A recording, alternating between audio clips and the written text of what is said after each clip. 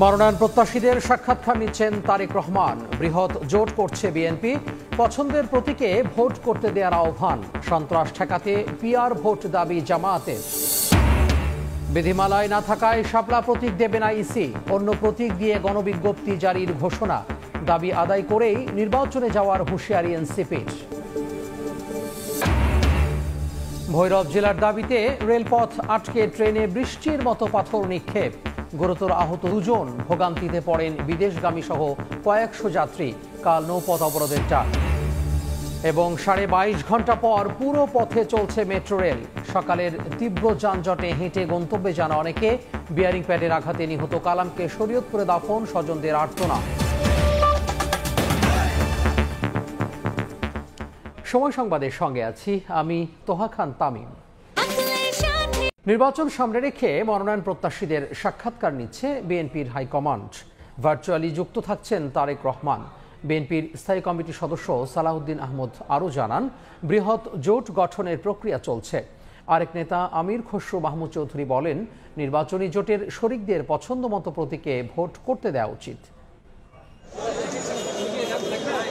জাতীয় সংসদ নির্বাচন সামনে রেখে মনোনয়ন নিশ্চিতে সরগরম বিএনপি চেয়ারপারসনের গুলশান কার্যালয়। প্রায় সব আসনেই একাধিক যোগ্য প্রার্থীদের নিয়ে প্রতিদিনই চলছে বৈঠক, যেখানে ভার্চুয়ালি যুক্ত থাকছেন বিএনপির ভারপ্রাপ্ত চেয়ারম্যান তারেক রহমান। দলের একাধিক জ্যেষ্ঠ নেতার প্রত্যাশা, চলতি অক্টোবরেই চূড়ান্ত হবে প্রার্থী তালিকা।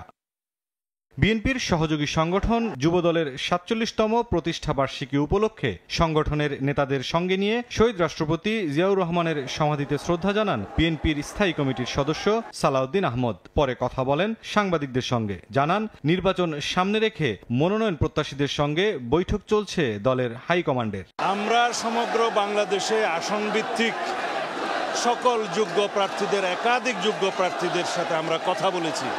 এটা তারই প্রক্রিয়ার একটি অংশ। আমরা একই মেসেজ দিতে চাই যাতে আমাদের দলের ভিতরে ঐক্য থাকে। এ সময় ভোট সামনে রেখে বৃহৎ জোট গঠনের ভাবনার কথাও জানান সালাউদ্দিন আহমদ। যাদের সাথে আমরা যুগপৎ আন্দোলন করেছি এবং অন্যান্য একটা বৃহৎ জোটের জন্য আমরা চিন্তা করছি, সবাইকে নিয়ে ঐক্যবদ্ধভাবে যাতে আমরা আগামীতে এই নির্বাচনে বৈতরণী পার হতে পারি। যুবদলের প্রতিষ্ঠা বার্ষিকী উপলক্ষে দিনাজপুরে এক অনুষ্ঠানে বিএনপির স্থায়ী কমিটির সদস্য ডাক্তার AZM জাহিদ হোসেন বলেন, নির্বাচন বানচাল করে স্বৈরাচারী কায়দায় ক্ষমতা দখলের চেষ্টা করছে একটি অপশক্তি। নির্বাচনকে প্রলম্বিত করার কেউ চেষ্টা করবেন না, স্বৈরাচারের পথকে কেউ সুগম করার চেষ্টা করবেন না, এমন কোন ফাটল তৈরি করবেন না যেই ফাটল দিয়ে স্বৈরাচারের পুনরাবৃত্তি ঘটতে পারে, দেশি বিদেশি ষড়যন্ত্রকারীরা সফলকাম হওয়ার স্বপ্ন দেখতে পারে। রাজধানীর একটি হোটেলে অর্থনৈতিক সংস্কার বিষয়ক সম্মেলনে বিএনপির স্থায়ী কমিটির সদস্য আমির খসরু মাহমুদ চৌধুরী জানান, ক্ষমতায় গেলে 31 দফা বাস্তবায়ন করা হবে। আমরা যে জনগণের কাছে ওয়াদা দিয়েছি 31 দফা সংস্কার বাস্তবায়নের বিষয়টা, আমরা সেটা পরিপূর্ণভাবে পালন করব। সেটা ঐক্যমত হলেও করবো, না হলেও করবো। আমার মনে হয় এই চয়েসটা একটা ক্যান্ডিডেটের থাকতে হবে, সে কি কোন মার্কাই করবে এটা তার নিজস্ব ব্যাপার, ওই রেস্ট্রিকশনের প্রয়োজন নাই। জুলাই অভ্যুত্থান পরবর্তী জনগণের আকাঙ্ক্ষা বাস্তবায়নে সবাইকে দল মতের ঊর্ধ্বে থাকার আহ্বান জানান বিএনপি নেতারা। মুরসালিন হক জুনায়েদ, সময় সংবাদ, ঢাকা। নির্বাচনে পিআর পদ্ধতি চালু করলে রাজনৈতিক সহিংসতা কমবে, এমনটাই দাবি করেছেন জামাত নেতারা। তাদের অভিযোগ, একটি পক্ষ ফ্যাসিস্টের সন্ত্রাসী কার্যক্রম ফিরিয়ে আনছে। আর সুষ্ঠু ভোট হলে ইসলামপন্থীদের পাহাড় ধস বিজয় হবে বলেও মন্তব্য দলটির নায়েবে আমিরের। 2006 সালের 28 অক্টোবর রাজধানীতে আওয়ামী লীগের লগি বৈঠা কর্মসূচি থেকে হামলা চালানো হয় জামায়াত ইসলামীর সমাবেশে। রণক্ষেত্রে রূপ নেয় পল্টন মোড় ও সমাবেশস্থল বাইতুল মোকাররম উত্তর গেইট এলাকা। জামায়াতের দাবি, এতে প্রাণ হারান তাদের 14 নেতাকর্মী। দিনটি স্মরণে সোমবার দুপুরে নিহত নেতাকর্মীদের পরিবারের সঙ্গে মতবিনিময় সভার আয়োজন করা হয় দলটির পক্ষ থেকে। নেতারা জানান, বিগত সরকারের আমলে বিচার প্রক্রিয়া রুদ্ধ করা হয় এই পল্টন হত্যাকাণ্ডের। বাংলাদেশের দেশপ্রেমিক দল হিসাবে, জনগণের সংগঠন হিসাবে জামাত ইসলামী ছাত্র শিবিরকে শুধুমাত্র তারা শক্তিশালী প্রতিপক্ষ মনে করেছে। সমস্ত সভ্যতাকে হার মানিয়ে তারা এই নৃশংস হত্যাকাণ্ড সেদিন পরিচালনা করেছিল। শেখ হাসিনা এই বাংলাদেশে এত অপকর্ম করেছে এত হত্যাকাণ্ড সংগঠিত করেছে, এত গণহত্যা চালিয়েছে, একবার ফাঁসি দিলে বিচার সঠিক হবে না। সভায় জামাতের নায়েবে আমির মুজিবুর রহমান অভিযোগ করেন, অনেকে এখন পতিত ফ্যাসিস্টদের সন্ত্রাসী কার্যক্রম ফিরিয়ে আনার চেষ্টায় লিপ্ত। নির্বাচন সুষ্ঠু হলে ইসলামপন্থীদের পাহাড় ধস বিজয় হবে বলেও মন্তব্য করেন তিনি। অনেকেই এখনই বিভিন্ন ধরনের আস্ফালন করছে। আগামী দিনে এরকম জুলুম যদি কেউ করতে চায় তাহলে তাদেরকে একই পরিণত বরণ করতে হবে। জনগণের ভাষা হয়ে গেছে, এই দল দেখেছি সে দল দেখেছি, ইসলামকে বিজয়ী করার জন্য জনগণ সিদ্ধান্ত নিয়েছে। ভূমিধস নয়, পাহাড় ধসের মতো বিজয়। আগামী দিনে যে নির্বাচন হবে সেই নির্বাচনের টার্গেট হচ্ছে এটা। রাজনৈতিক সহিংসতার সমাপ্তি টানতে জাতীয় নির্বাচনে সংসদের উভয় কক্ষে পিআর পদ্ধতি প্রবর্তনেরও দাবি তোলেন নেতারা। শফিক মুন্সি, সময় সংবাদ, ঢাকা। দলমত কিংবা ধর্মীয় বিবেচনায় নয়, ভোট দিতে হবে যোগ্য মানুষকে, এমন আহ্বান জানিয়েছেন জামাত ইসলামের আমির ডাক্তার শফিকুর রহমান। নিউ ইয়র্কে নাগরিক সংবর্ধনায় কর্মক্ষেত্রে নারীর সর্বোচ্চ সুযোগ সুবিধা নিশ্চিতেরও অঙ্গীকার করেন জামাতের আমির। নিউ ইয়র্ক থেকে বিস্তারিত হাসানুজ্জামান সাকির রিপোর্টে। যুক্তরাষ্ট্র সফররত জামায়াতে ইসলামের আমির ডাক্তার শফিকুর রহমানের সম্মানে নিউ ইয়র্কে আয়োজন করা হয় নাগরিক সংবর্ধনার। রোববার বিশাল জনসভায় জামায়াতের আমির বলেন, বিগত সরকারের অপশাসনের বিরুদ্ধে 5ই আগস্ট বিপ্লবে দেশের মানুষের পাশাপাশি ভূমিকা রেখেছেন প্রবাসী ও বিদেশিরাও। প্রবাসীদের ভোট উৎসবে সামিল হওয়ার আহ্বান জানিয়ে শফিকুর রহমান বলেন, দল মত কিংবা ধর্ম দেখে নয়, ভোট দিতে হবে মানুষের যোগ্যতা দেখে। যত বাংলাদেশি দল দেখবেন না, মত দেখবেন না, ধর্ম দেখবেন না, বাড়িটার বাংলাদেশ এনাফ ইজ এনাফ, তাকে উৎসাহিত করবেন এই কাজটা করার জন্য। আমরা এটা বলছি না যে সবগুলা ভোট আমাদেরকে দিয়ে দিবেন, আমরা বলছি ভোট আপনাদের ইচ্ছা মতো দেবেন। নারী ও অমুসলিমদের সম্পর্কে জামায়াতকে সবসময় প্রশ্নবিদ্ধ করা হয় মন্তব্য করে ডাক্তার শফিকুর রহমান বলেন, তার দল ক্ষমতায় গেলে নারীদের পূর্ণ সুযোগ সুবিধা নিশ্চিত করা হবে। আমরা ইনশাআল্লাহ যদি এই সুযোগ পাই, মাদেরকে বাড়তি আর একটু সম্মান করব, যেটা হবে তাদের প্রতি ইনসাফ। আমরা গেলে ইনশাআল্লাহ তাদের কর্মঘণ্টা কমিয়ে দেব। বলা হয় তোমরা গেলে মুসলিমদের কি হবে? তারা এই দেশের নাগরিক না? তাদের অধিকার আছে না? তাদেরকে আল্লাহ মেধার নিয়ামত দিছে না? যদি তাদের মাঝে মেধা থাকে, সততা থাকে, দেশপ্রেম থাকে, তাহলে সে তার উপযুক্ত জায়গায় যাবে, এটাই তার প্রতি ইনসাফ। মানবতার মুক্তির লড়াইয়ে পাশে থাকার আহ্বান জানিয়ে জামায়াতের আমির বলেন, জাতির রন্ধ্রে রন্ধ্রে যে দুর্নীতি, ভঙ্গুর শিক্ষা ব্যবস্থা, ধ্বংসপ্রাপ্ত অর্থনীতি, তা পুনরুদ্ধারে প্রবাসীদের সহযোগিতা প্রয়োজন। আব্দুল আজিজ ভুইয়ার সভাপতিত্বে নাগরিক সংবর্ধনায় বক্তব্য রাখেন যুক্তরাষ্ট্রে জামায়াতের মুখপাত্র ডক্টর নাকিবুর রহমান সহ দলের নেতারা। স্থানীয় সময় সোমবার রাজধানী ওয়াশিংটন ডিসিতে যাচ্ছেন জামায়াতের আমির। সেখানে 4 দিন অবস্থান করবেন তিনি। এ সময় যুক্তরাষ্ট্রের সরকারি বেসরকারি বিভিন্ন কর্মকর্তাদের সাথে বৈঠক করার কথা রয়েছে ডাক্তার শফিকুর রহমানের। হাসানুজ্জামান সাকি, সময় সংবাদ, নিউ ইয়র্ক। বিধিমালায় না থাকায় এনসিপিকে শাপলা দেওয়ার সুযোগ নেই। চলতি সপ্তাহেই স্ববিবেচনায় অন্য প্রতীক বরাদ্দ দিয়ে গণবিজ্ঞপ্তি জারি করবে নির্বাচন কমিশন। দুপুরে ব্রিফিংয়ে ইসি সচিব আরও জানান, ত্রয়োদশ সংসদ নির্বাচনে মোট ভোট কেন্দ্র থাকবে 42,761টি, আর ভোট কক্ষ রাখা হয়েছে 2,44,649টি। সর্বশেষ তথ্য অনুযায়ী সম্পূরক ভোটার তালিকা সহ দেশের মোট ভোটার 12,63,07,504 জন। তাদের জন্য গড়ে প্রতি 3,000-এ একটি ভোট কেন্দ্র নির্ধারণ করেছে নির্বাচন কমিশন। তাতে কেন্দ্রের সংখ্যা দাঁড়িয়েছে 42,761টি। সোমবার দুপুরে সংবাদ সম্মেলনে ভোট কেন্দ্রের চূড়ান্ত তালিকা প্রকাশ করেন কমিশন সচিব। 300 কনস্টিটিউয়েন্সির ভোট কেন্দ্রের সংখ্যা 42,761, আর কক্ষের সংখ্যা হচ্ছে পুরুষদের জন্য 1,15,137, আর মহিলাদের জন্য 1,29,602। বলেন, বিধিমালায় না থাকায় এনসিপিকে শাপলা প্রতীক দেওয়ার সুযোগ নেই। নির্বাচন কমিশনের নিজস্ব বিবেচনায় অন্য প্রতীক দিয়ে গণবিজ্ঞপ্তি জারি করা হবে। ব্যাখ্যাটা যেটা হচ্ছে সেটা হচ্ছে যে আমাদের তফসিলে নাই, অর্থাৎ আইনগতভাবে তফসিলে না থাকার কারণে দেওয়া হয় না। এখন এটাই হচ্ছে আমরা আগাগোড়াই বলে আসছি, তফসিলে না থাকলে দেওয়ার কোনো সুযোগ নেই। এখন তফসিলে কেন অন্তর্ভুক্ত করা হয়নি এটা কমিশন থেকে ভালো করে।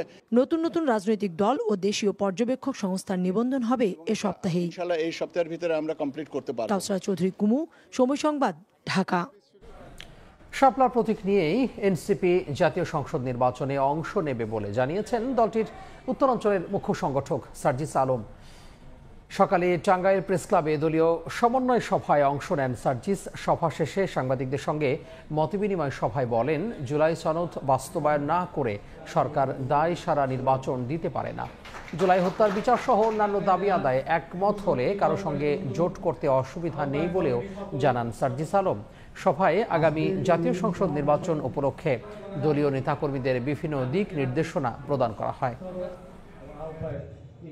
যেহেতু কোনো আইনগত বাধা নেই, আমরা আমাদের জায়গা থেকে অবশ্যই মার্কা হিসেবে শাপলাকে এনসিপির জন্য চাই এবং শাপলা মার্কা নিয়ে এনসিপির আগামী সংসদে নির্বাচনে অংশগ্রহণ করবে। আদেশের ভিত্তিতে মাননীয় প্রধান উপদেষ্টার স্বাক্ষরে এই জুলাই সনদ বাস্তবায়নের দিকে যাবে কিনা এই বিষয়গুলোর নিশ্চয়তা পাওয়ার পূর্ব পর্যন্ত এনসিপি তাদের জায়গায় জনগণের আকাঙ্ক্ষার বিপরীতে গিয়ে জুলাই সনদে স্বাক্ষর করতে পারে না। জুলাই আন্দোলনে মাথায় গুলি লাগা শিশু মোসার সুস্থতা ও ভবিষ্যৎ নিয়ে ট্রাইব্যুনালে কাঁদলেন বাবা। জড়িতদের দৃষ্টান্তমূলক শাস্তির দাবি করেন তিনি। 19 জুলাই রামপুরায় বাসার গেটে মাথায় গুলি লাগে মোসার। একদিক দিয়ে ঢুকে আরেক দিক দিয়ে বের হয়ে গুলি লাগে দাদির পেটে, মারা যান তিনি। সোমবার বাবার সঙ্গে ট্রাইব্যুনালে আসে 6 বছর বয়সী মোসা। বাবা সাক্ষ্য দেন রামপুরা হত্যা মামলায়। 6 বছরের ছোট্ট মুসার স্বপ্ন ছিল পাইলট হওয়ার। জুলাই আন্দোলনের সময় সব ওলট পালট হয়ে যায়। 19 জুলাই আন্দোলনে ঘাতকের বুলেট এসে লাগে মুসার মাথায়। এক পাশ দিয়ে ঢুকে অন্য পাশ দিয়ে বের হয়ে যায়। সেই গুলি আবার লাগে মুসার দাদির পেটে, মারা যান তিনি। অপরাধের মামলায় ঢাকার 2 হাসপাতাল ঘুরে মুসার চিকিৎসা হয় সিঙ্গাপুরে। সেখানে চিকিৎসা শেষে ভর্তি করা হয় সিএমএইচ হাসপাতালে। সেখান থেকেই বাবার সঙ্গে ট্রাইব্যুনালে আসেন মুসা। স্বপ্ন ছিল পাইলট হবে, এই কারণে ওকে ইংলিশ ভাষণে পড়া ছিলাম। সব জীবনটা আমার পুরো তছনছ করে দিল। সোমবার বাবা যখন কাঠগড়ায় দাঁড়িয়ে সাক্ষ্য দিচ্ছিলেন, মুসা তখন এজলাসের বেঞ্চে নিথর হয়ে শুয়েছিলেন। বিচারকরাও মুসার গুলিবিদ্ধ হওয়া ও শারীরিক বিষয়ে খোঁজ খবর নেন। মুসার উন্নত চিকিৎসা এবং গুলির সঙ্গে জড়িতদের দৃষ্টান্তমূলক শাস্তি দাবি করেন বাবা। ছেলেটার যাতে উন্নত চিকিৎসা হয়, ওর কোনো চিকিৎসাতে যাতে কোনো প্রকার অবহেলিত না হয়, এতটুকু আমার সরকারের কাছে দাবি। ইউএন রিপোর্ট এবং আমরা ট্রাইব্যুনালে তদন্ত শেষে যে রিপোর্ট দিয়েছি এবং বাংলাদেশের পত্রপত্রিকা সহ সারা দেশে জুলাই গণঅভ্যুত্থানের যে রিপোর্ট এসেছে সেই রিপোর্টের সত্যতাই আজকে এই সাক্ষীর মাধ্যমে প্রস্ফুটিত হয়েছে।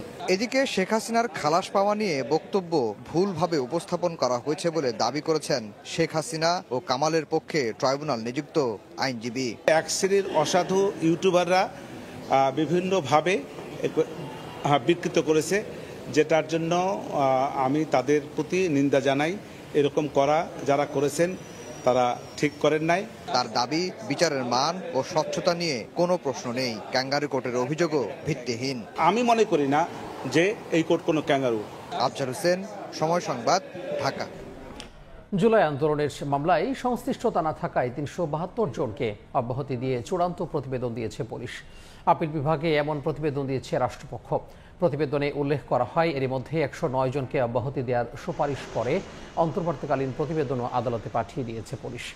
এদের মধ্যে হবিগঞ্জ, জয়পুরহাট, মানিকগঞ্জ ও গাজীপুর জেলায় 1 জন করে, খুলনায় 2 জন, সিলেটে 39 জন, ঢাকা মহানগরের 12 জন, ঢাকা জেলায় 25 জন এবং কুড়িগ্রামে 18 জন রয়েছেন। এছাড়া অব্যাহতির প্রক্রিয়ায় রয়েছেন আরও 251 জন।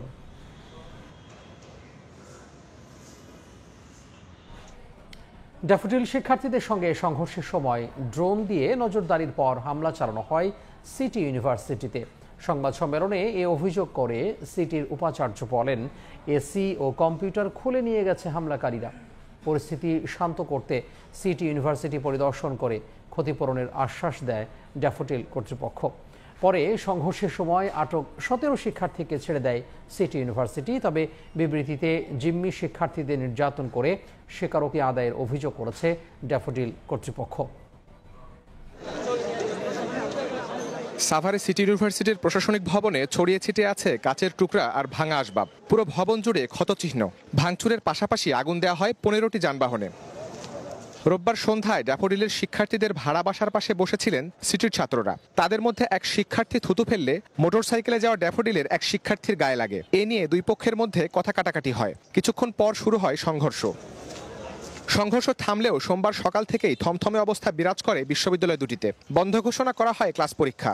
আতঙ্কে হল ছাড়তে শুরু করেন শিক্ষার্থীরা। আমাদের স্টুডেন্টদের উপরে এসে হামলা করে গেছে, মেইন গেট ভাঙার চেষ্টা করেছে, ক্যান্টিনের সামনের গেটটা ভাঙার চেষ্টা করেছে। ওদের হাতে অস্ত্র ছিল, সেগুলো দিয়ে আমাদের নানানভাবে ভয় দেখাইছে। আমাদের ফাইনাল এক্সাম ছিল 1 মাস পরে, সো এক্সামটা পিছিয়ে যেতে পারে। এই অবস্থায় সোমবার সকালে সিটি ইউনিভার্সিটি পরিদর্শন করে ক্ষয়ক্ষতির জন্য ক্ষতিপূরণ দেওয়ার আশ্বাস দেন ড্যাফোডিল বিশ্ববিদ্যালয়ের প্রতিনিধিরা। পরে সংবাদ সম্মেলনে সিটি ইউনিভার্সিটির উপাচার্য বলেন, ড্রোন দিয়ে নজরদারির পর হামলা চালায় ড্যাফোডিলের শিক্ষার্থীরা। খুলে নিয়ে গেছে এসি ও কম্পিউটার। ছাত্র কর্তৃক একটি শিক্ষা প্রতিষ্ঠানের এইরকম সম্পদ এরকম ধ্বংসযজ্ঞ হতে পারে বলে আমার ধারণা নেই, এবং এটা যারাই ঘটিয়েছে তাদের শাস্তিযোগ্য, তারা শাস্তির দাবিদার, তাদের শাস্তি হওয়া উচিত। হামলার সময় 17 শিক্ষার্থীকে ইউজিসি ও ড্যাফোডিল প্রশাসনের মুসলেকায় ছেড়ে দেওয়া হয়েছে বলে জানিয়েছে সিটি ইউনিভার্সিটি কর্তৃপক্ষ।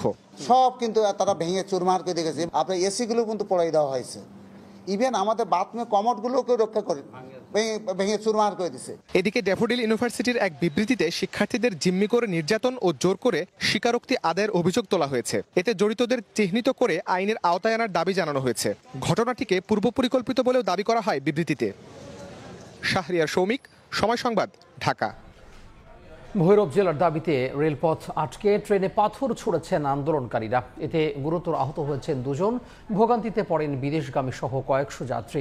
একই দাবিতে কাল নৌপথ অবরোধের ডাক দিয়েছেন আন্দোলনকারীরা। আন্দোলনকারীদের অভিযোগ, সুযোগ সুবিধা থাকা সত্ত্বেও ভৈরবকে জেলা হিসেবে স্বীকৃতি দেওয়া হচ্ছে না। 2009 সালে 65তম জেলা ভৈরবকে ঘোষণা করা হয়েছিল। গুগলে চার্জ দিবেন 65তম জেলা ভৈরব আছে, কিন্তু কিছু অংশ ভৈরব জেলাটাকে আবার ফাইল বন্দি করে। ভৈরব জেলা বাস্তবায়ন না হওয়া পর্যন্ত আন্দোলন চালিয়ে যাওয়ার হুঁশিয়ারি দেন আন্দোলনকারীরা। এরই ধারাবাহিকতায় মঙ্গলবার নৌপথ অবরোধের ঘোষণা দেন তারা। সময় সংবাদ, ভৈরব। সময় সংবাদে আরও থাকছে। ছোট্ট শরীরে 36 বার কাটাছেঁড়া, মৃত্যু ছুঁয়ে যাওয়া জীবনে ফিরেছে আলো।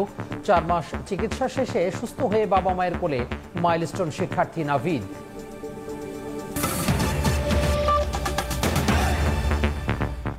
অবশেষে প্রায় 22.5 ঘন্টা পর পুরোপুরি চালু হলো মেট্রো রেল। বেয়ারিং প্যাড খসে পড়ে প্রাণহানির পর মেরামত শেষে সকাল 11টার দিকে পুরো পথে শুরু হয় চলাচল। যদিও দুর্ঘটনার পর থেকেই তীব্র যানজটে চরম ভোগান্তিতে পড়েন নগরবাসী। সকালে হেঁটেই কর্মস্থলে যেতে হয়েছে অনেককে। পিলার থেকে বিয়ারিং প্যাড পড়ে পথচারী প্রাণহানির পর বন্ধ হয়ে যায় মেট্রো চলাচল। প্রায় 22.5 ঘন্টা পর পুরো পথে চলাচল শুরুর ঘোষণায় খুলে দেওয়া হয় ফার্মগেট, বিজয় সারণী ও কারণবাজার স্টেশনের গেট। এতে নগর জীবনে ফিরতে শুরু করে স্বস্তি। এখন তো এটা নেই, আমি আসলাম এই সবে প্রথম এটাই টেস্ট, ওই কোনো ইনশাল্লাহ কোনো হয়নি। পল্লবী থেকে এটাই অনেক কষ্ট করে 3 স্টেশন আপনার 4 স্টেশন ফেলে মাত্র খোলা পাইলাম। আমাদের নিরাপত্তা ব্যবস্থা আরো উন্নতি হোক আর কি। মেট্রো রেল যে নগর জীবনের অন্যতম অনুষঙ্গে পরিণত হয়েছে তারই প্রমাণ দেয় সকালের যানজট। সকালে মেট্রো না পেয়ে অনেকেই পড়েন বিপত্তিতে। যাত্রীর তুলনায় যানবাহন কম হওয়ায় হেঁটেই গন্তব্যে রওনা হন কর্মজীবীরা। গাড়ি রেখে আমি মেট্রো দিয়ে যাব, মেট্রো এসে দেখেও যে বন্ধ হয়ে গেছে। এই যে এখন অফিসে যাব, এখন আমি বাসে গেলে আমার অফিস দেরি হবে। যদি তারা সচেতন থাকতো তাহলে আজকে গতকালকে এই দুর্ঘটনা ঘটতো না। এই দুর্ঘটনা না ঘটলে আমাদের অফিসে আসার এতটা প্রাণিত হতো না। শুধু আমার না, আপামর জনসাধারণ প্রত্যেকের এই সমস্যা। 1 বছর আগে একই এলাকায় বেয়ারিং প্যাড খুলে পড়েছিল। এবারের দুর্ঘটনায় প্রাণহানিতে আতঙ্কিত পথচারীরা। যথাযথ ব্যবস্থা নিলে এমন মৃত্যু হতো না বলে ক্ষোভ প্রকাশ করেন তারা। মেট্রো স্টেশনের মতো একটা জায়গাতে এরকম একটা দুর্ঘটনা ঘটে গেল, এটা তো ভয়েরই একটা বিষয়। এখন মেট্রো রেল আজকে কয়দিন হয়েছে, এটাতে বসছে, এটা একটা হত্যা হয়েছে না? এখন এটাতে কাকে ফাঁসি দেওয়া দরকার? ভালো করে সার্ভে করুক, দেখুক যে কোথাও কোনো দোষ ত্রুটি আছে কিনা, ভাঙাচুর আছে কিনা, জরুরি ভিত্তিতে দেখা উচিত আর কি। এবং জনগণের নিরাপত্তা নিশ্চিত করা তো সরকারেরই দায়িত্ব। মেট্রো রেলের কারিগরি টিম জানিয়েছে বিয়ারিং প্যাড খুলে পড়লেও অবকাঠামোগত কোনো ক্ষতি হয়নি। আগে বিয়ারিং প্যাড খুলে পড়া পিলারে তদারকিতে সিসিটিভি ক্যামেরা বসানো হয়েছে। এবার সেই ব্যবস্থা বাড়ানোর বিষয়ে ভাবছেন তারা। এদিকে সোমবার মেট্রো রেল ও ফ্লাইওভারের বেয়ারিং প্যাডের মান নিয়ন্ত্রণ ও নিয়মিত রক্ষণাবেক্ষণের নির্দেশনা চেয়ে হাইকোর্টে রিট হয়েছে। মঙ্গলবার রিটটি শুনানির কথা রয়েছে। আল আমিন তুষার, সময় সংবাদ, ঢাকা। এদিকে মেট্রো রেলের বেয়ারিং প্যাডের আঘাতে স্বামীকে হারিয়ে আর্তনাদ থামছে না স্ত্রীর। দ্বিতীয় জানাজা শেষে আবুল কালাম আজাদকে শরীয়তপুরের নড়িয়ায় নিজ গ্রামে দাফন করা হয়েছে। সরকারের কাছে পরিবারটির দায়িত্ব নেওয়ার আহ্বান স্বজন ও এলাকাবাসীর। এই হাহাকার স্বজন হারানোর, শূন্য দৃষ্টিতে বাবার অন্তিম যাত্রার অপেক্ষা প্রিয় সন্তানের। স্বামীকে হারিয়ে দিশেহারা মেট্রো রেল বেয়ারিং প্যাড পরে নিহত আবুল কালামের স্ত্রী। আমার হাজবেন্ড ছাড়া তো আমাদের তিনজনের কেউ নাই পৃথিবীতে, কেউ নাই আপন। একটা বাচ্চা কাচ্চার কত আশা থাকে, কারে বাবাকে বহন, কারে ডাক দিব, এই বাচ্চারা কার মনে চাইব। মরদেহ শরীয়তপুরের নড়িয়ায় পৌঁছে মধ্যরাতে। অনাকাঙ্ক্ষিত এই মৃত্যুর খবরে ছুটে আসেন স্বজনরা। সকালে নিজ বাড়িতে দ্বিতীয় জানাজা শেষে কালামকে দাফন করা হয় নড়িয়া কেন্দ্রীয় জামে মসজিদ কবরস্থানে। এদিকে নিহত কালামের পরিবারের ভরণ পোষণের দায়িত্ব নিতে সরকারের প্রতি আহ্বান জানিয়েছেন এলাকাবাসী ও স্বজনরা। মৌলিক চাহিদা এটা পূরণ করা এখন আমি মনে করি সরকারের দায়িত্ব। পরিবারের দুটো বাচ্চা আছে, ওর ওয়াইফ আছে, তাদের সম্পূর্ণ জীবনের নিশ্চয়তা দিতে হবে এই সরকারের। ঢাকায় একটি ট্রাভেল এজেন্সিতে বিমানের টিকিট বিক্রির কাজ করতেন আবুল কালাম আজাদ। স্ত্রী ও 2 সন্তান নিয়ে থাকতেন নারায়ণগঞ্জের ভাড়া বাসায়। রোববার রাত 9টার দিকে আবুল কালাম আজাদের মরদেহ নেওয়া হয় সিদ্ধিরগঞ্জের নতুন আইলপাড়া ভাড়া বাসায়। সেখানেই স্থানীয় বাইতুল ফালাহ জামে মসজিদে হয় তার প্রথম জানাজা। সময় সংবাদ, শরীয়তপুর। 45% পুড়ে যাওয়া ছোট্ট শরীরে 36 বার কাটাছেঁড়া। অদম্য মনোবলে মৃত্যু ছুঁয়ে যাওয়া জীবনে ফিরেছে আলো। মাইলস্টোন ট্র্যাজেডির 4 মাস পর চিকিৎসা শেষে বাবা মায়ের কোলে ফিরেছে 12 বছরের নাভিদ। চারপাশে যখন হাজারো না ফেরার গল্প, সন্তানহারা বাবা মায়ের আর্তনাদের স্বরও যখন অনেকটাই মিলিয়ে গেছে, ঠিক তখন ঘটে গেছে এক অলৌকিক ঘটনা। দীর্ঘ 4 মাস চিকিৎসা শেষে বাবা মায়ের কোলে ফিরে গেছে 12 বছরের নাভিদ।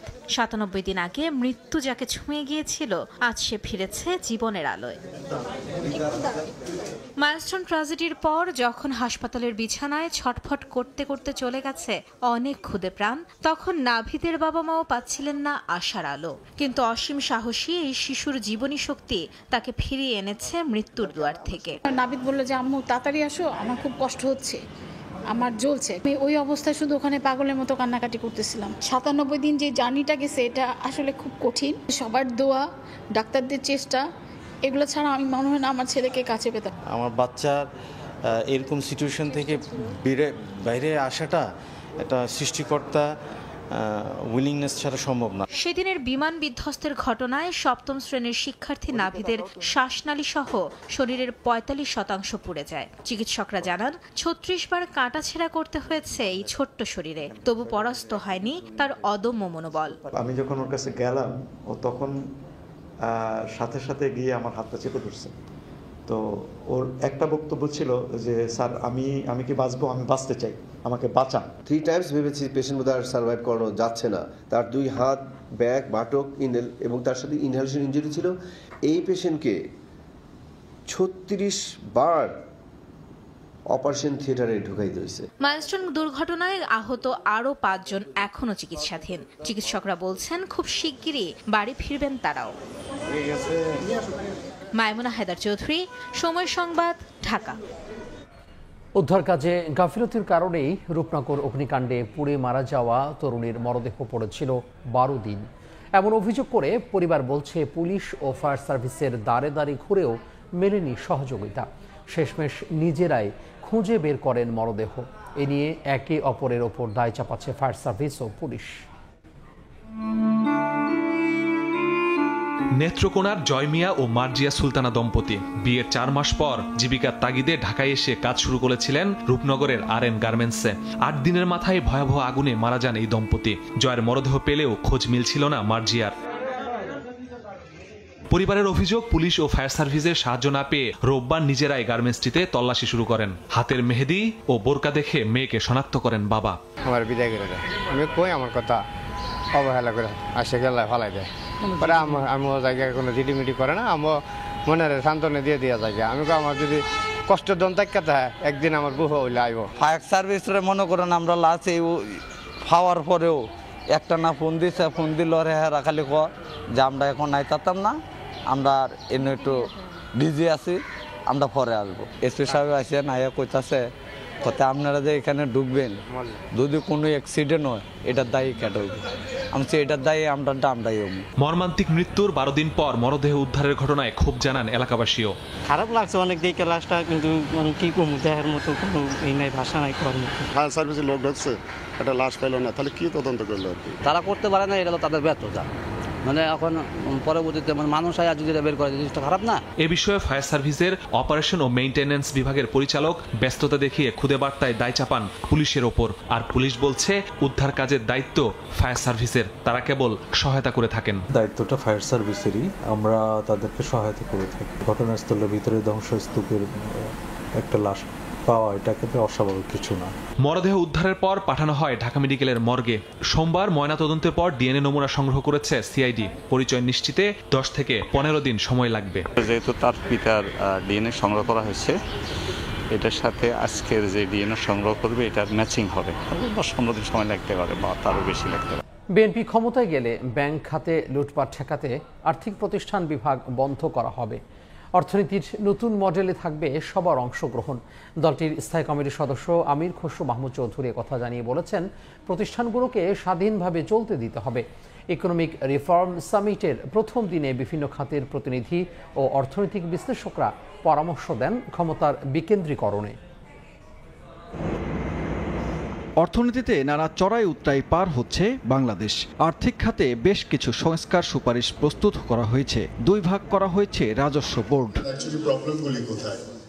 রাজধানীর একটি হোটেলে ইকোনমিক রিফর্ম সামিটের প্রথম দিনে আলোচনা হয় অর্থনীতির সংস্কার প্রসঙ্গ। এতে উঠে আসে বড় প্রকল্প বা ব্যাংকিং খাত সহ সব খাতে দুর্নীতির ইস্যু। প্রতিষ্ঠানের স্বচ্ছতা ও জবাবদিহি নিশ্চিতের তাগিদ দেন আলোচকরা। নতুন বাংলাদেশ গড়তে হলে, বাংলাদেশের সামনে নিয়ে যেতে হলে আমাদেরকে সবাইকে আসলে পুরনো ধ্যান ধারণা ভেঙে সামনে এগিয়ে না গেলে হয়তো আমরা নতুন দিন এবং আশার বাংলাদেশ, সুন্দর বাংলাদেশ গড়ার পথে অগ্রসর হতে পারবো না। বৈষম্য যেন না হয় এমন বাংলাদেশ প্রতিষ্ঠা করার জন্য, এমন ব্যুরোক্রেসি তৈরি করার জন্য, এমন পাবলিক সেক্টর রিফর্মের জন্য আমরা কাজ করে যাচ্ছি। পরামর্শ আসে বিডা ও বেজাকে কাজে লাগিয়ে বিনিয়োগের পরিবেশ সৃষ্টি করে কর্মসংস্থান তৈরির। আলোচকরা বলেন, বৈশ্বিক প্রতিযোগিতায় টিকে থাকতে নতুন নতুন বাণিজ্য কৌশল নিতে হবে। মূল্যস্ফীতি নিয়ন্ত্রণে রেখে বিনিয়োগ কর্মসংস্থান সৃষ্টিকে চ্যালেঞ্জ হিসেবে দেখছেন তারা। সারাক্ষণই বিদ্যুৎ উৎপাদনের দিকে নজর দিয়েছে। যেখানে আমাদের সবচেয়ে বড় ইনভেস্টমেন্ট দরকার ছিল, সেখানে সবচেয়ে মিনিমাম ইনভেস্টমেন্ট হয়েছে। সেটা হচ্ছে যে প্রাথমিক জ্বালানি সরবরাহ নিশ্চিত করা। বিনিয়োগের ব্যাপারে আমাদের ফিলসফিটা কি?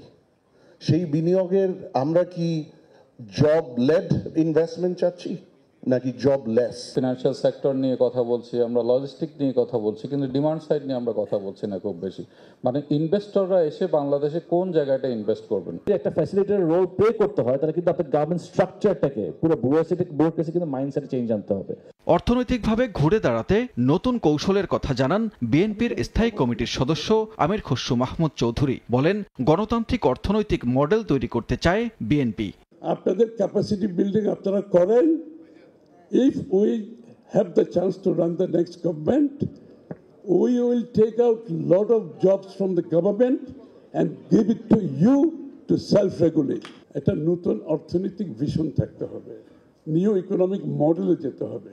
যে মডেলে ইকোনমি চলেছে সেই মডেলে আপনি বেশি এগোনোর কোনো সুযোগ নেই। So we have to make sure that economy works for all, সবার জন্য।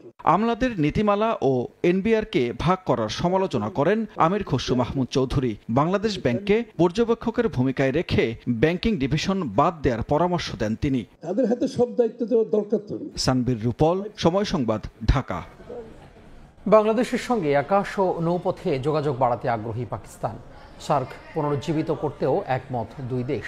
2 দশক পর যৌথ অর্থনৈতিক কমিশনের সভা শেষে অর্থ উপদেষ্টা জানান, কৃষি, আইটি, খাদ্য, বিমান ও নৌ যোগাযোগ খাতে বাণিজ্য বাড়াতে সম্মত হয়েছে ঢাকা, ইসলামাবাদ। আর পাকিস্তানের জ্বালানি মন্ত্রী জানান, পাট আমদানিতে বেশি আগ্রহ তাদের। দ্বিপাক্ষিক বাণিজ্য ও অর্থনৈতিক সম্পর্ক এগিয়ে নিতে 2 দশক পর আবারও আলোচনার টেবিলে বাংলাদেশ, পাকিস্তান। যৌথ অর্থনৈতিক কমিশন জেএসি বৈঠকে অংশ নেন 2 দেশের প্রতিনিধিরা। সোমবার আগারগাঁওয়ে পরিকল্পনা কমিশনে বৈঠক শেষে অর্থ উপদেষ্টা জানান, কৃষি, খাদ্য, বিমান ও নৌযোগাযোগ খাতে বাণিজ্য বাড়াতে সম্মত হয়েছে 2 দেশ। পাশাপাশি সার্ককে পুনরুজ্জীবিত করতে একমত 2 পক্ষ। কৃষি, ট্রেড, কমার্স, আইটি, ফুড প্রত্যেকটা আইটেম নিয়ে আলোচনা করেছি এবং মোটামুটি যেগুলো আমরা এগ্রি করেছি সবগুলো কিন্তু 2টা দেশের জন্য, 2টো দেশের মানুষের জন্য উপকার হবে। আমরা সার্ককে চেয়েছিলাম একটু শক্তিশালী করতে, সার্কটা এখনও উইক। আমরা ভেবেছি সার্ক এবং এর বিয়ন্ড দ্যাট আমরা যদি যেতে পারি এরকম কোঅপারেশন প্রত্যেক দেশের সাথে আলোচনা করে আমরা করব। পাকিস্তানের জ্বালানি মন্ত্রী বলেন, জিএসি বৈঠকের মাধ্যমে 2 দেশই লাভবান হবে। ওষুধ, পাট ও কৃষিপণ্য আমদানিতে আগ্রহ রয়েছে পাকিস্তানের। সবচেয়ে বেশি জোর দেওয়া হচ্ছে পাট আমদানিতে। We plan to make tangible progress for the betterment of the people of both the countries. Jute is something that Pakistan continues to import from Bangladesh. And we will also look into agricultural cooperation, what opportunities are there to source additional agricultural products. বৈঠকে বাংলাদেশের BSTI এবং পাকিস্তানের pH এর মধ্যে একটি সমঝোতা চুক্তি স্বাক্ষর হয়েছে। এর মাধ্যমে হালাল পণ্য আমদানি রপ্তানিতে বাণিজ্যে বাধা দূর হবে। এমএস আরিফিন, সময় সংবাদ, ঢাকা। ক্ষমতাচ্যুত প্রধানমন্ত্রী শেখ হাসিনার প্রেস সচিব নাইমুল ইসলাম খান ও তার স্ত্রীর বিরুদ্ধে মামলা করেছে দুদক। সম্পদ বিবরণী দাখিল না করায় তাদের বিরুদ্ধে এই মামলা করা হয়। এদিকে কৃষি গবেষণা ইনস্টিটিউটে নিয়োগ জালিয়াতির অভিযোগে সাবেক মহাপরিচালক রফিকুল ইসলাম মণ্ডল সহ 44 জনের বিরুদ্ধে মামলার অনুমোদন দিয়েছে কমিশন। ক্ষমতাচ্যুত প্রধানমন্ত্রী শেখ হাসিনার প্রেস সচিব হিসেবে দায়িত্ব পালন করেছেন সাংবাদিক নাইমুল ইসলাম খান। গণঅভ্যুত্থানের সময় বিগত সরকারের পক্ষে গণমাধ্যমে তিনি ছিলেন অন্যতম সক্রিয় মুখ। বিচার বিভাগীয় তদন্ত কমিটির পট পরিবর্তনের পর তার সম্পদের খোঁজে মাঠে নামে দুদক। জারি করা হয় সম্পদ বিবরণীর নোটিশ। আত্মগোপনে থাকায় সম্পদের হিসাব দাখিল না করায় নাইমুল ইসলাম খান দম্পতির বিরুদ্ধে মামলা করেছে দুদক। একই সঙ্গে তার অবৈধ সম্পদের অনুসন্ধানও চলমান রয়েছে। বিগত সরকারের প্রধানমন্ত্রীর প্রেস সচিব নাইমুল ইসলাম খান এবং তার স্ত্রীর বিরুদ্ধে দুর্নীতি দমন কমিশন থেকে নন সাবমিশনের একটি মামলার অনুমোদন হয়েছে। আর অন্যদিকে তাদের জ্ঞাত আয় বহির্ভূত সম্পদ অর্জনের যে অনুসন্ধান চলছিল, অনুসন্ধান চলমান রয়েছে। এদিকে লিখিত ও মৌখিক পরীক্ষায় পাশ না করেই কৃষি গবেষণা ইনস্টিটিউটে বৈজ্ঞানিক সহকারী পদে 42 জনকে নিয়োগের ঘটনায় সাবেক মহাপরিচালক ডক্টর রফিকুল ইসলাম মণ্ডল সহ 44 জনের বিরুদ্ধে মামলার অনুমোদন দিয়েছে কমিশন। বাংলাদেশ কৃষি গবেষণা ইনস্টিটিউটের বৈজ্ঞানিক সহকারী পদে নিয়োগ সংক্রান্ত অনিয়ম দুর্নীতির অভিযোগে সাবেক মহাপরিচালক ডক্টর রফিকুল ইসলাম মণ্ডল সহ 44 জনের বিরুদ্ধে দুর্নীতি দমন কমিশনে একটি মামলা রুজুর অনুমোদন দিয়েছেন। এছাড়া দুদকের আবেদনে আওয়ামী লীগের আমলে রেলমন্ত্রী মুজিবুল হকের সহযোগী সাবেক যুগ্ম সচিব AKMG কিবরিয়া মজুমদারের 5টি ব্যাংক হিসাব জব্দের আদেশ দিয়েছেন আদালত। তাসলিম তৌহিদ, সময় সংবাদ, ঢাকা। সমতা, শান্তি, স্বীকৃতি এই 3 নীতি নিয়ে আত্মপ্রকাশ করল CHT সম্প্রীতি জোট। দুপুরে জাতীয় প্রেস ক্লাবে ইঞ্জিনিয়ার খোয়াইচিং মং শাককে আহ্বায়ক ও ইখতিয়ার ইমনকে সদস্য সচিব করে 19 সদস্যের কেন্দ্রীয় কমিটি ঘোষণা করা হয়। অনুষ্ঠানে সভাপতির বক্তব্যে ইঞ্জিনিয়ার খোয়াইচং মং শাক বলেন, দেশি বিদেশি নানা শক্তি পার্বত্য অঞ্চলে অস্থিরতা তৈরির সৃষ্টি করছে। বিভাজনের রাজনীতি নয়, পার্বত্য চট্টগ্রামের সকল জনগোষ্ঠীকে সঙ্গে নিয়ে এগিয়ে যাওয়াই CHTর মূল লক্ষ্য। পাহাড়ি বাঙালি অবাঙালি নয়, সবার পরিচয় হবে বাংলাদেশি। ইলিশ ধরায় 22 দিনের নিষেধাজ্ঞা শেষ হলেও নতুন বিপদে কক্সবাজারের লাখো জেলে। বঙ্গোপসাগরে সৃষ্ট ঘূর্ণিঝড় মন্থার প্রভাবে উত্তাল সাগর, ফলে প্রস্তুতি থাকলেও মাছ শিকারে যেতে পারছে না জেলেরা। এদিকে ঘূর্ণিঝড়ের কারণে দেশের সব সমুদ্র বন্দরকে 2 নম্বর সতর্কতা সংকেত দেখিয়ে যেতে বলেছে আবহাওয়া বিভাগ।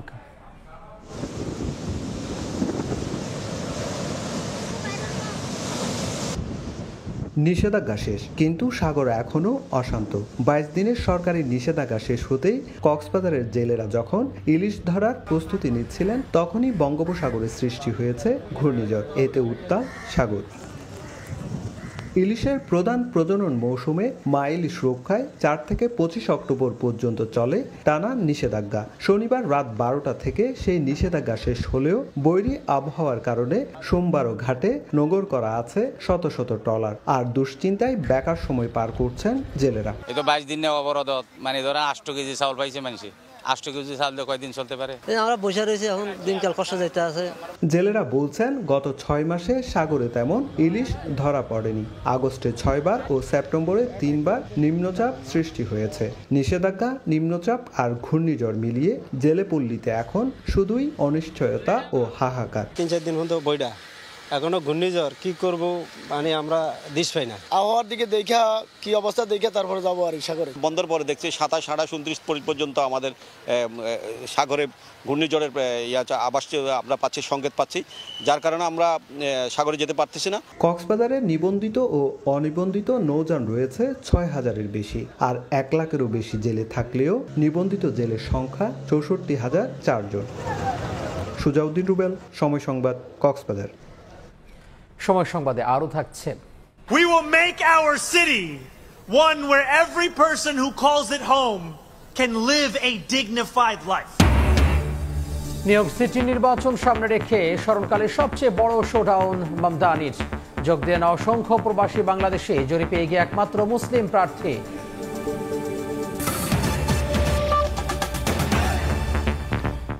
ব্রাহ্মণবাড়িয়ায় উচ্ছেদ নোটিশের প্রতিবাদে অনির্দিষ্টকালের জন্য বন্ধ রাখা হয়েছে ফার্মেসি। এতে বিপাকে পড়েছেন রোগীরা। এদিকে কলেজের সামনে থেকে মার্কেট উচ্ছেদের দাবিতে আন্দোলন করেছেন শিক্ষার্থীরা। কয়েকদিন ধরে ব্রাহ্মণবাড়িয়া সরকারি মহিলা কলেজের সামনের ওষুধের মার্কেটটি অবসরের দাবিতে আন্দোলন করে আসছেন শিক্ষার্থীরা। এর পরিপ্রেক্ষিতে 1983 সালে দেওয়া মার্কেটটি যারা বাতিলের সিদ্ধান্ত নেয় কলেজ কর্তৃপক্ষ। 3 মাস থেকে মার্কেটের ভাড়া আদায়ও বন্ধ। 26 অক্টোবর উপজেলা প্রশাসন থেকে উচ্ছেদের নোটিশ পান ব্যবসায়ীরা। অপসারণের চুক্তি অনুযায়ী কলেজ কর্তৃপক্ষের কাছে সময় চান ব্যবসায়ীরা। তবে নোটিশ পাওয়ার পর যে কোনো সময় মার্কেটে উচ্ছেদ হবে এমন আশঙ্কায় সোমবার সকাল থেকে শহরের সব ওষুধের দোকান বন্ধ রেখে অনির্দিষ্টকালের আন্দোলন শুরু করেন ব্যবসায়ীরা। ওনারা আমাদেরকে অবৈধ আখ্যা দিয়ে আমাদেরকে উচ্ছেদ করার জন্য পায়তারা চলতেছে। এই উচ্ছেদ অভিযান যদি চালায়, আমাদের এই জায়গায় কোটি কোটি টাকার ওষুধ রয়েছে, এই ওষুধ আমরা কোথায় ফেলবো? এদিকে ফার্মেসি বন্ধ থাকায় ওষুধ না পেয়ে বিপাকে পড়েন অনেকে। শিক্ষার্থীদের অভিযোগ, কলেজের সামনে মার্কেট থেকে প্রায় ইপটিজিং এর ঘটনা ঘটে। আমরা চাইনি কিন্তু সব ফার্মেসি বন্ধ হোক, আমরা চাইছি যে আমাদের গেটের সামনে যে অবৈধ ফার্মেসিগুলা সেইগুলা বন্ধ হোক। কলেজ কর্তৃপক্ষ বলছে মন্ত্রণালয়ের নির্দেশনা অনুযায়ী মার্কেট অপসারণ করে সীমানা প্রাচীর নির্মাণের উদ্যোগ নেওয়া হয়েছে। তবে ঔষধ ব্যবসায়ীদের উচ্ছেদের বিষয়টি 3 মাস আগেই জানানো হয়েছে। সরকারের সাথে এই দোকানদারের কোনো চুক্তিপত্র হয়নি, তাহলে আমরা কেন ভাড়া নেব? পরোক্ষভাবে তাদেরকে এইভাবে জানাই দেওয়া হয়েছে যে এই দোকান আর এখানে চলবে না, আর দোকান ভাড়া নিবেও না। ব্রাহ্মণবাড়িয়া সরকারি মহিলা কলেজের সামনের ওষুধের মার্কেটে ফার্মেসি আছে 10টি।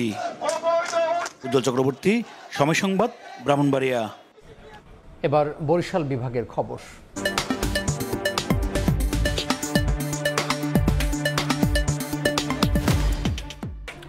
বরিশাল বিভাগের 6 জেলায় নেই আধুনিক ডাম্পিং স্টেশন ও সঠিক ব্যবস্থাপনা। ছড়াচ্ছে দুর্গন্ধ ও রোগ জীবাণু। দিন দিন স্বাস্থ্য ঝুঁকি বাড়ছে বলেও জানান চিকিৎসক। এ নিয়ে আলোচনার জন্য বরিশালের কালীবাড়ি রোডে আছেন সহকর্মী অপূর্ব অপু। তার সঙ্গে যুক্ত হচ্ছেন বরিশাল বিভাগ উন্নয়ন ও স্বার্থ সংরক্ষণ কমিটির সাধারণ সম্পাদক ডক্টর মিজানুর রহমান। সরাসরি যাচ্ছি অপুর কাছে। সিটি কর্পোরেশন এলাকা সহ বরিশাল বিভাগের যে 6 জেলা রয়েছে, কোনোখানেই এখন পর্যন্ত আধুনিক কোনো ডাম্পিং স্টেশন গড়ে ওঠেনি। ফলে রোগ ব্যাধি ছড়াচ্ছে, এমনকি যে বর্জ্য ব্যবস্থাপনাগুলো যে এলাকাগুলো রয়েছে সে সমস্ত জায়গা থেকে মানুষ রীতিমতো অন্যত্র চলে যেতে বাধ্য হচ্ছে। এ বিষয়ে আমরা বিস্তারিত কথা বলতে চাই। বরিশাল বিভাগ উন্নয়ন ও স্বার্থ সংরক্ষণ কমিটির সাধারণ সম্পাদক ডাক্তার মিজানুর রহমান আমাদের সাথে যুক্ত হয়েছে। ধন্যবাদ সময় দেওয়ার জন্য। দীর্ঘ বছর পর্যন্তই আপনারা আন্দোলন চালিয়ে আসছেন। বরিশালের কাউনিয়া যে ডাম্পিং স্টেশনটি রয়েছে সেটা আসলে কতটা আধুনিক কিংবা কতটা স্বাস্থ্য সম্পন্ন বলে মনে করেন? আপনি নিজেও একজন চিকিৎসক। বরিশাল যে বর্জ্য ব্যবস্থাপনার জন্য যে ডাম্পিং স্টেশনটা আছে এটা আধুনিক তো নাই, সেই এখন থেকে আরও 30-40 বছর আগে ওখানে যে একটা মানে রাস্তা, যে একটা ঘন বসতিপূর্ণ এরিয়া হচ্ছে কাউনিয়া, এবং কাউনিয়ার মেইন যে রাস্তা, যোগাযোগ ব্যবস্থার যে রাস্তা, সেই রাস্তার পাশেই আসলে এই ডাম্পিং স্টেশনটা, বর্জ্য ডাম্পিং স্টেশনটা অবস্থিত। সবচেয়ে দুঃখজনক ব্যাপার হচ্ছে যে আসলে যে এই ডাম্পিং স্টেশনের পাশেই রয়েছে একটি সরকারি আর্যমণি সরকারি বালিকা বিদ্যালয়, এর পাশেই রয়েছে আব্দুর রব সেরনিয়াবাদ সরকারি কলেজ, এর পাশেই রয়েছে একটি প্রাথমিক বিদ্যালয়, এর পাশেই মাদ্রাসা রয়েছে, এবং আরও দুঃখজনক হচ্ছে যে এর পাশেই রয়েছে বরিশাল টেক্সটাইল মিলের মতো একটি শিল্প, মানে একটা ঘনবসতি এলাকায় গড়ে তোলা হয়। এটা হচ্ছে যে কাউনিয়া এমনিতেই বরিশাল শহরের যে মানে কয়েকটি ওয়ার্ড আছে তার মধ্যে কাউনিয়া হচ্ছে খুবই ঘন বসতিপূর্ণ এরিয়া, এবং কাউনিয়াতে আসলে ঘন বসতিপূর্ণ এরিয়া থাকার কারণও আছে, কারণ এখানকার মানুষ নিম্নবিত্ত কিংবা মধ্যবিত্তর উপরে নয়, যে কারণে এখানের লোকজন, স্বল্প আয়ের লোকজন এখানে বসবাস করে। প্রশ্নটা আমার এখানটাই করতেই হয় আপনাকে, যখন এটি ডাম্পিং স্টেশনটি করা হয়েছে তখন আপনারা সংশ্লিষ্ট সিটি কর্পোরেশন বা তৎকালীন সময় তাদের সাথে কথা বলেছিলেন কিনা যে এটি ঘনবসতি এলাকায় করা যাবে না, বা কোনো ধরনের কোনো কথা বলেছিলেন কিনা? আমরা বরিশাল বিভাগ উন্নয়নের স্বার্থ সংরক্ষণ কমিটি, যেটা বর্তমানে আমি যেটা সাধারণ সম্পাদক হিসেবে আছি, এটা শুধু এখনই শুরু হয়নি, এটা আরও 20-25 বছর আগের থেকেই শুরু হয়েছে, এবং আমরা শুরু থেকেই এই ডাম্পিং স্টেশন নিয়ে আসলে কথা বলছি। আমরা বর্তমানেও বরিশাল বর্জ্য ব্যবস্থাপনার জন্য এটাকে আধুনিকায়ন করা এবং এর ভিন্ন প্রকল্পের মাধ্যমে এর বিকল্প চিন্তা করার কথা আমরা আগেও বলেছি, এবং এর দাবি আমাদের বর্তমানেও আছে। এবং এই ডাম্পিং স্টেশন থাকার কারণে এখানে যে মানে এটা কিন্তু খোলা আকাশের নিচে মাঠে অবস্থান করছে, যে কারণে এর আশপাশে যারা আছে এতে করে আসলে বিভিন্ন সংক্রামক ব্যাধি, যেমন পেটের পীড়া, তারপর ফুসফুসের প্রদাহ, বিভিন্ন চর্ম যে সংক্রামক ব্যাধি, হ্যাঁ, তাতে এই অঞ্চলের মানুষ খুব সহসাই আক্রান্ত হয়, এবং এই আক্রান্ত হওয়ার কারণে এখানে যারা আসলে এখানে বসবাস করছেন তারা অনেকেই আসলে এখানে বসবাস করতে অনীহা প্রকাশ করছেন, এবং এখানে যারা বাড়িঘর করছেন, যারা ভাড়া দিচ্ছেন, এখানে কিন্তু আসলে খুব ভালো মানে যারা সেটি কিন্তু আমরা গিয়েও দেখেছি যে মানুষ কার্যত সেখানে থাকতে পারছে না, উন্নত চলে যাচ্ছে, এবং এই চিত্র কিন্তু বরিশাল শহরেই নয়, আশপাশের জেলাতেও কি রয়েছে, মানে আপনাদের কাছে কোনো তথ্য আছে কিনা? আমাদের কাছে এই তথ্য আছে, যেহেতু আমি বরিশাল বিভাগ উন্নয়নের স্বার্থ সংরক্ষণ কমিটির সাধারণ সম্পাদক হিসাবে আমি বিভিন্ন দাবি দেওয়া নিয়ে কাজ করছি, আমাদের কাছে এই তথ্য আছে।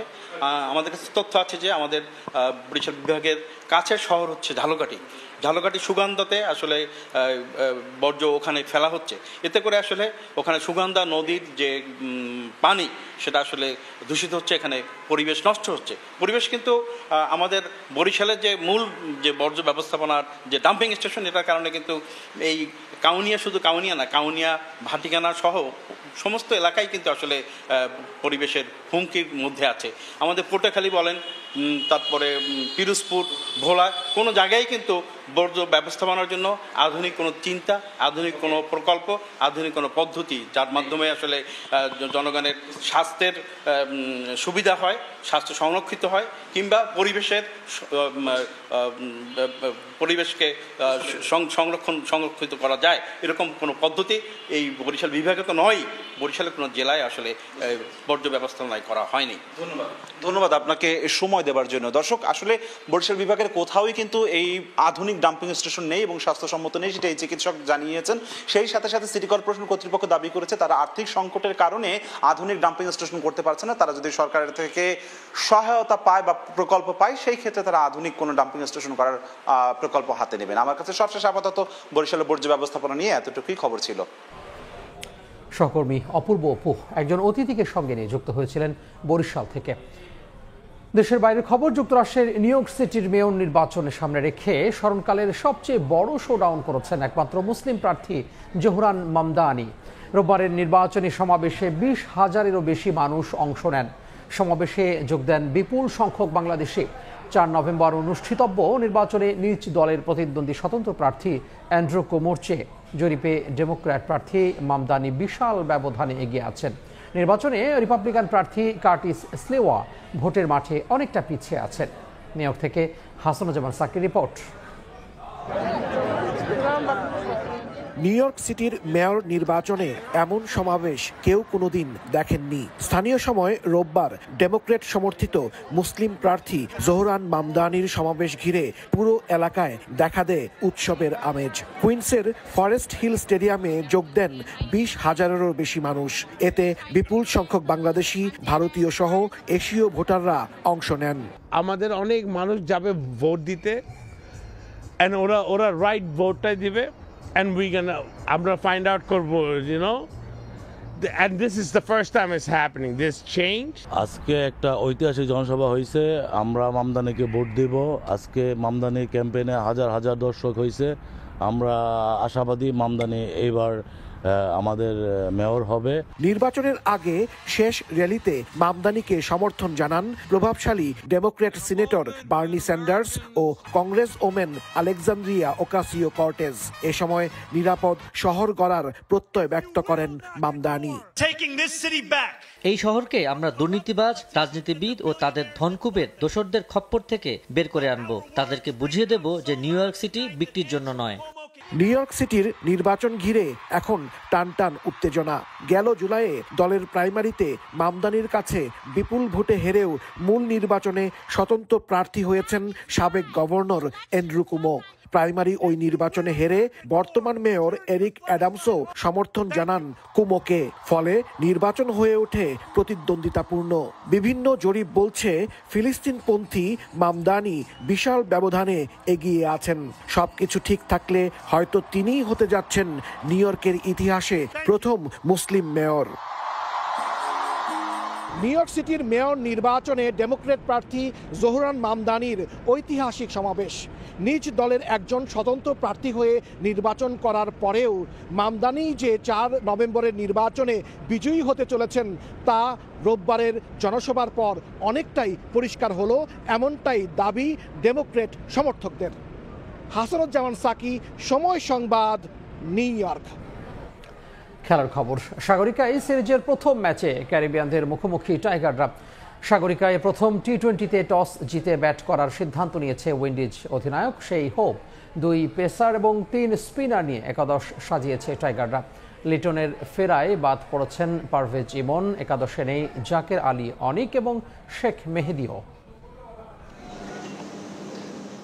দুদলের গল্পটা দুরকম। টি-20তে টানা 4 সিরিজ জয় বাংলাদেশের, আর সবশেষ নেপালের বিপক্ষে হেরে ক্ষত বিক্ষত ওয়েস্ট ইন্ডিজ। তবে এই সিরিজে দুদলের লক্ষ্যটা একই। টি-20 বিশ্বকাপের বাকি 3 মাসের মতো, তবে বিশ্ব আসরে বরাবরই হতাশাই সঙ্গী হয়েছে টাইগারদের। মেগা আসরের আগে বাকি মাত্র 6 ম্যাচ। ওয়েস্ট ইন্ডিজের পর আয়ারল্যান্ডের বিপক্ষে সিরিজ। এখান থেকেই সেরা কম্বিনেশন গড়ার লক্ষ্য অধিনায়কের। সত্য কথা বলতে আমি 2টা সিরিজে চাই যেন আমাদের প্লেয়াররা খুব চ্যালেঞ্জের মুখে পড়ে। আদার সেটা ব্যাটিংয়ে হতে পারে, বোলিংয়ে হতে পারে, যে জিনিসগুলো আমার ভবিষ্যতে সামনে যেহেতু ওয়ার্ল্ড কাপ সেখানে আমার অনেকটা হেল্প করবে।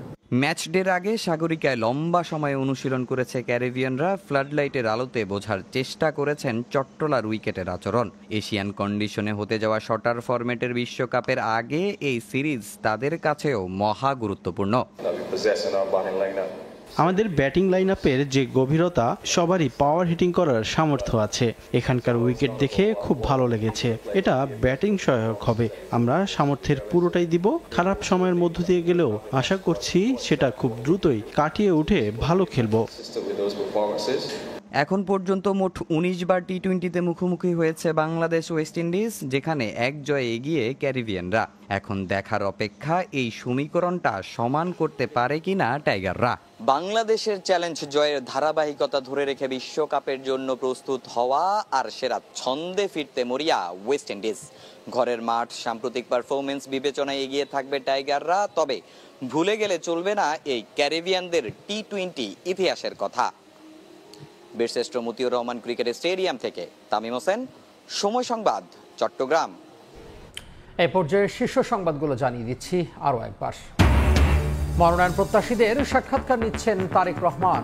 বড় জোট করছে বিএনপি। শরিকদের পছন্দের প্রতীকে ভোট করতে দেওয়ার আহ্বান। সন্ত্রাস ঠেকাতে পিআর ভোট দাবি জামায়াতের। বিধিমালায় না থাকায় শাপলা প্রতীক দেবে না ইসি, অন্য প্রতীক দিয়ে গণবিজ্ঞপ্তি জারির ঘোষণা, দাবি আদায় করেই নির্বাচনে যাওয়ার হুঁশিয়ারি এনসিপির। এই ছিল বিকেল 5টার সময় সংবাদে। এরপর বাংলা সময় নিয়ে সঙ্গে থাকবেন সহকর্মী ইমদাদুল হক। আমি আপনাকে ধন্যবাদ। বাংলার সময় নিয়ে আসছি কিছুক্ষণ পর, সঙ্গে থাকুন সময়।